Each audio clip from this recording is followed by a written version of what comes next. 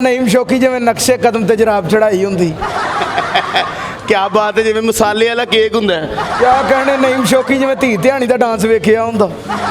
ਕਿਆ ਬਾਤ ਹੈ, ਜਵਾਬ ਨਹੀਂ ਹੈਗਾ, ਜਿਵੇਂ ਕਿਸ਼ਤੀ ਦੇ ਸ਼ੀਸ਼ੇ ਚੜਾਏ ਹੁੰਦੇ। ਕਿਆ ਕਹਿਣੇ ਨਈਮ ਸ਼ੌਕੀ ਵੇਖੋ ਜਿਵੇਂ ਅੱਡੀ ਵਾਲਾ ਜੋਗਰ ਹੁੰਦਾ। अस्सलाम वालेकुम दोस्तों, मैं नईम शौकी ਤਾਂ ਤੁਸੀਂ ਵੇਖ ਰਹੇ ਹੋ ਫਨਕਾਰੀਆਂ। ਵਿੱਕੀ ਬਾਬੂ ਦੇ ਨਾਲ ਅਸੀਂ ਬਹੁਤ ਵੀਡੀਓ ਕਰਨੇ ਔਰ ਤੁਸੀਂ ਬੜਾ ਪਸੰਦ ਕਰਦੇ ਹੋ, ਤੁਹਾਡੇ ਦਿਲਾਂ 'ਚ ਵਸਦੇ ਆ। ਅੱਜ ਉਹ ਪਹੁੰਚੇ ਸਨ ਹਾਜੀ ਬਰਾਦਰਸ ਤੇ ਖਾਣਾ ਖਾਣ ਤੇ ਫੜੇ ਗਏ ਨੇ ਮੁਖਬਰੀ ਹੋਈ। ਆਓ ਉਹਨਾਂ ਨਾਲ ਗੱਲ ਕਰਨੇ ਆ, ਐਂਡ ਤੱਕ ਸਾਡੇ ਨਾਲ ਰਹਿਣਾ। अस्सलाम वालेकुम। ਵਾਲੇਕੁਮ ਅਸਲਾਮ। ਵਿੱਕੀ ਬਾਬੂ ਕੀ ਹਾਲ ਆ? ਮੇਰੇ ਚ ਵੈਗਣ ਵੱਜੀ ਸੀ। ਅੱਛਾ, ਅਗਰ ਵੈਗਨ ਵਾਲੇ ਨੂੰ ਹਲਕਾ ਜਿਹਾ ਨਾ ਨਜ਼ਰ ਆਉਂਦਾ ਤੇ ਵੱਜਣੀ ਸਿੱਧੀ ਸੀ। ਮੇਰੇ ਤੇ ਲਹਿਰਾਂ ਚੱਲਣ ਡਈਆਂ ਸਨ। ਤੁਸੀਂ ਵਿੱਕੀ ਬਾਬੂ ਹੋ ਜਾਂ ਪੁਰਾਣਾ ਟੀਵੀ ਹੋ ਕਿ ਤੁਹਾਡੇ 'ਚ ਲਹਿਰਾਂ ਆਉਣੀਆਂ? ਕਿਆ ਕਹਿਣੇ ਓਏ ਅੱਜ ਜਿਹੜਾ ਹੈ ਨਾ ਅਚਾਨਕ ਹੀ ਫੜਿਆ ਤੂੰ ਆ ਕੇ ਮੈਨੂੰ ਲੱਗਦਾ ਤੈਨੂੰ ਹੋਰ ਕੋਈ ਕੰਮ ਨਹੀਂ ਹੈਗਾ। ਵਿੱਕੀ ਨੂੰ ਲੱਭ ਲਿਆ ਤੂੰ ਗਿੱਜਿਆ ਸਿੱਧੀਆਂ ਗੱਲਾਂ ਦਾ। ਵੱਡੇ ਲੋਕਾਂ ਨਾਲ ਤੇਰਾ ਪਾਲਾ ਪਿਆ ਸਾਰੀ ਜ਼ਿੰਦਗੀ, ਅੱਜ ਤੇਰਾ ਪਾਲਾ ਪੁੱਠੇ ਜੇ ਬੰਦੇ ਨਾਲ ਪਏਗਾ। ਪੁੱਠੀਆਂ ਹੀ ਜੁਗਤਾਂ ਹੋਣਗੀਆਂ ਅੱਜ। ਲੋ ਜੀ, ਪੁੱਠੀਆਂ ਹੀ ਜੁਗਤਾਂ ਹੋਣਗੀਆਂ, ਸਿੱਧੀਆਂ ਨਹੀਂ ਹੋਣਗੀਆਂ। ਚਲੋ ਲੱਗ ਪਤਾ ਜਾਏਗਾ। ਤੌਬਾ ਨਈਮ ਸ਼ੌਕੀ ਜਿਵੇਂ ਨਕਸ਼ੇ ਕਦਮ ਤੇ ਜਰਾਬ ਚੜਾਈ ਹੁੰਦੀ। ਕਿਆ ਬਾਤ ਹੈ, ਜਿਵੇਂ ਮਸਾਲੇ ਵਾਲਾ ਕੇਕ ਹੁੰਦਾ। ਕਿਆ ਕਹਿਣੇ ਨਈਮ ਸ਼ੌਕੀ ਜਿਵੇਂ ਧੀ ਧਿਆਣੀ ਦਾ ਡਾਂਸ ਵੇਖਿਆ ਹੁੰਦਾ। ਕਿਆ ਬਾਤ ਹੈ, ਜਵਾਬ ਨਹੀਂ ਹੈਗਾ, ਜਿਵੇਂ ਕਿਸ਼ਤੀ ਦੇ ਸ਼ੀਸ਼ੇ ਚੜਾਏ ਹੁੰਦੇ। ਕਿਆ ਕਹਿਣੇ ਨਈਮ ਸ਼ੌਕੀ ਵੇਖੋ ਜਿਵੇਂ ਅੱਡੀ ਵਾਲਾ ਜੋਗਰ ਹੁੰਦਾ। ਆਹਾ, ਕਿਆ ਬਾਤ ਹੈ, ਜਿਵੇਂ ਵਧਰਾਂ ਵਾਲਾ ਖੁੱਸਾ ਹੁੰਦਾ। ਆਹਾ, ਜਿਵੇਂ ਜੈਕੀ ਚੈਨ ਦਾ ਡਾਂਸ ਵੇਖਿਆ ਹੁੰਦਾ। ਆਹਾ, ਕਿਆ ਬਾਤ ਹੈ, ਜਿਵੇਂ ਮੁਸਤਫਾ ਕੁਰੈਸ਼ੀ ਸਾਹਿਬ ਨੂੰ ਕਿਹਾ ਹੁੰਦਾ ਕਿ ਭਾਵੇਂ ਉੱਚੀ ਬੋਲਿਆ ਕਰੋ। ਪਿੱਤਲ ਦਾ ਪਕੌੜਾ ਹੁੰਦਾ। ਆਹਾ, ਕਿਆ ਬਾਤ ਹੈ, ਜਿਵੇਂ ਸਟੀਲ ਦੀ ਕੜਾਈ ਹੁੰਦੀ।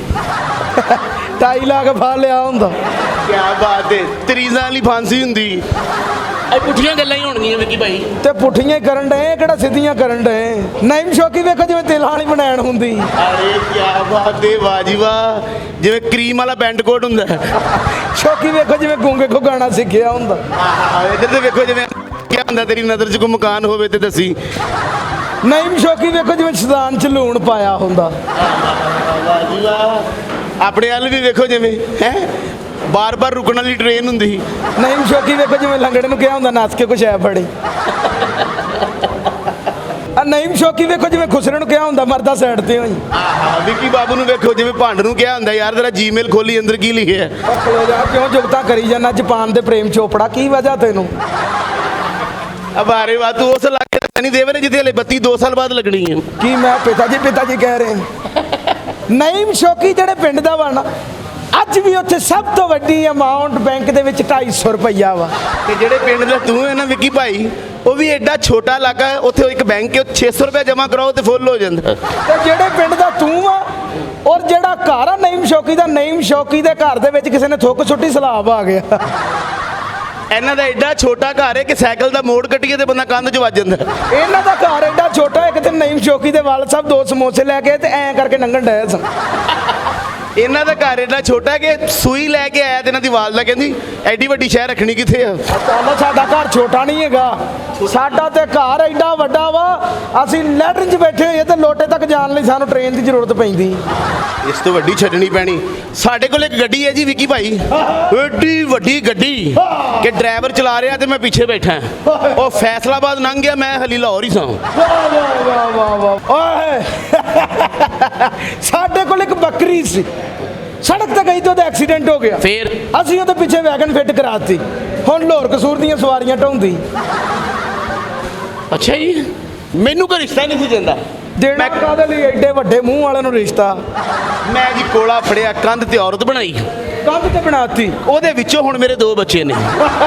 ਸਾਡੀ ਨਾ ਇੱਕ ਹਵੇਲੀ ਸੀ ਜੀ ਵਿੱਕੀ ਭਾਈ, ਐਡੀ ਵੱਡੀ ਸਾਡੀ ਹਵੇਲੀ ਸੀ, ਐਡੀ ਵੱਡੀ ਹਵੇਲੀ ਸੀ ਕਿ 15-20 ਦਿਨ ਟ੍ਰੇਨ ਚੱਲਦੀ ਸੀ ਤੇ ਹਵੇਲੀ ਮੁੱਕਦੀ ਨਹੀਂ ਸੀ। ਮੇਰੇ ਦਾਦੇ ਕੋਲ ਐਡੀ ਵੱਡੀ ਡਾਂਗ ਸੀ, ਐਡੀ ਵੱਡੀ ਡਾਂਗ ਸੀ। ਓਏ ਐਡੀ ਵੱਡੀ ਡਾਂਗ ਸੀ। ਐਡੀ ਵੱਡੀ ਡਾਂਗ ਉਹ ਰੱਖਦਾ ਕਿੱਥੇ ਸੀ? ਉਸੇ ਹਵੇਲੀ 'ਚ। ਉਹ ਨਈਮ ਸ਼ੌਕੀ, ਉਹ ਗੱਲਾਂ ਕਰਨਾ ਤੂੰ। ਤੈਨੂੰ ਪਤਾ ਸਾਡਾ ਘਰ ਕਿੱਡਾ ਵੱਡਾ ਸੀ? ਕਿੱਡਾ ਜੀ? ਉਹ ਮੇਰਾ ਘਰ ਤੇ ਏਡਾ ਵੱਡਾ ਸੀ, ਮੈਂ ਜ਼ਿਲ੍ਹੇ 'ਚ ਗੁਆਚਾ 20 ਸਾਲ ਦਾ ਹੋ ਕੇ ਲੱਭਾ। ਭਾਈ ਸਾਡਾ ਘਰ ਏਡਾ ਵੱਡਾ ਏਡਾ ਵੱਡਾ ਏਡਾ ਵੱਡਾ ਸੀ ਕਿ ਸਾਡੀ 6ਵੀਂ ਨਸਲ ਨੂੰ ਆ ਕੇ ਪਤਾ ਲੱਗਾ ਸੀ ਕਿ ਆ ਵੀ ਕਮਰੇ ਸਾਡੇ ਨੇ। ਬਾਕੀ ਤੂੰ ਮੈਨੂੰ ਲਾਈਟ ਲੈ ਰਿਹਾ। ਲਾਈਟ ਲੈ ਰਿਹਾ ਤੂੰ, ਚਾਈਨਾ ਦਾ।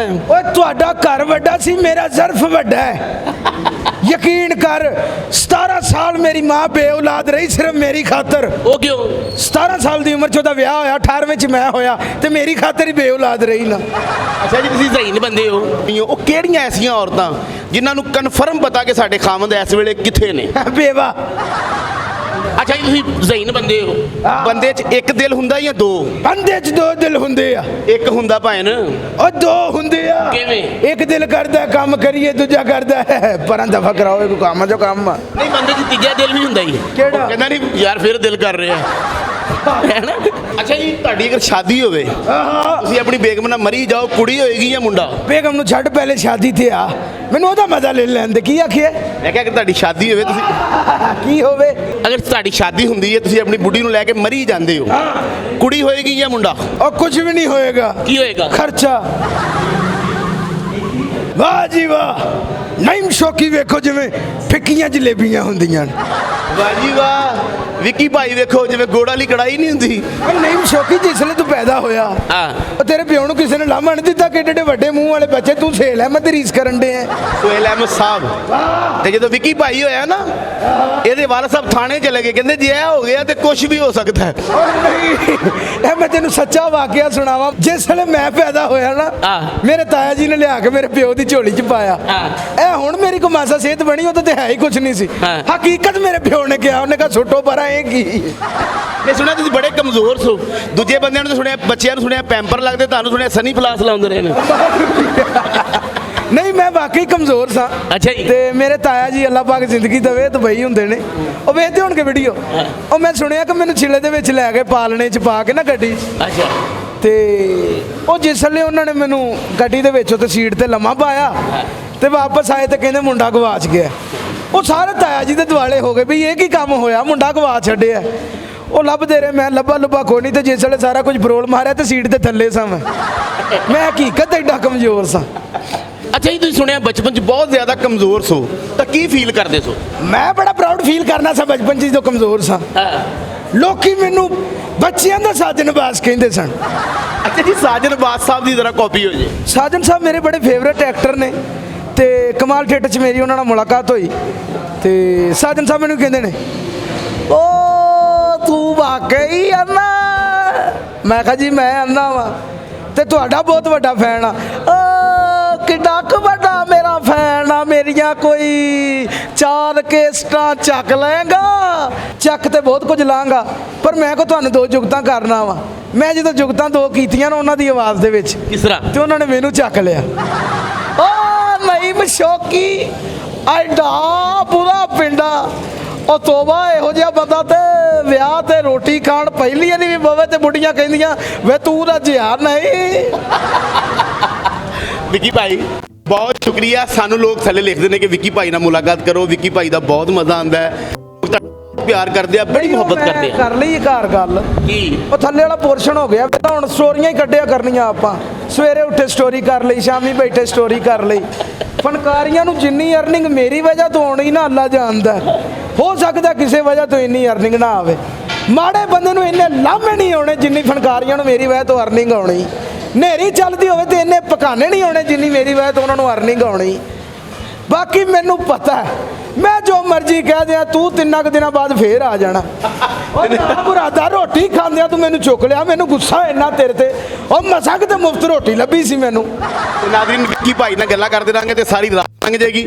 ਤੇ ਕਿੱਦਾਂ ਦਾ ਲੱਗਾ ਤੁਹਾਨੂੰ ਸਾਡਾ ਵੀਡੀਓ? ਜੇ ਚੰਗਾ ਲੱਗਾ ਚੈਨਲ ਨੂੰ ਲਾਈਕ ਕਰੋ, ਸ਼ੇਅਰ ਕਰੋ, ਨੇੜੇ ਹੋਵੋ, ਘੰਟੀ ਤੇ ਅੰਗੂਠਾ ਜ਼ਰੂਰ ਮਾਰਿਆ ਕਰੋ। ਇਦਾਂ ਸਾਡਾ ਹਰ ਵੀਡੀਓ ਤੁਹਾਡੇ ਤੱਕ ਪਹੁੰਚਦਾ ਰਹੇਗਾ। ਹੱਸਦੇ ਰਹੋ, ਮੁਸਕਰਾਉਂਦੇ ਰਹੋ, ਸਲਾਮਤ ਰਹੋ, ਤਾਂ ਵੇਖਦੇ ਰਹੋ ਫਨਕਾਰੀਆਂ।